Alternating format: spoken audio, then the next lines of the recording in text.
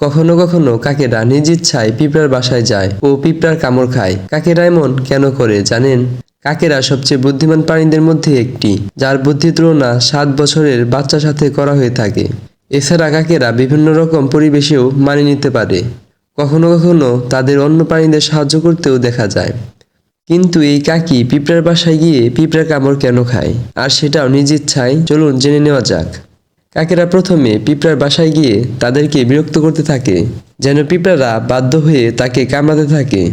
আর তারপর পিঁপড়ারা কাকের গায়ে ফর্মিক অ্যাসিড স্প্রের মতো করে ছাড়ে। আর এটাই হলো কাকদের কাছে ওষুধ, কারণ কাকদের শরীরে নানা রকম প্যারাসাইট হয়।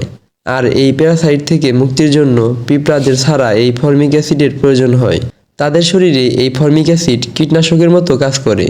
আর এজন্যই কাকরা বাধ্য হয়ে পিঁপড়াদের বাসায় যায় আর এক প্রকার ফ্রিতে চিকিৎসা নিয়ে সমস্ত রোগ সারিয়ে আসে। প্রথমে আমাদের যেটা বোকামি মনে হচ্ছিল, বাস্তবে এটাও কাকদের বুদ্ধিমত্তার প্রমাণ। এরকমই অজানা তথ্য জানতে আমাদের চ্যানেলটি সাবস্ক্রাইব করে আমাদের পাশে থাকুন।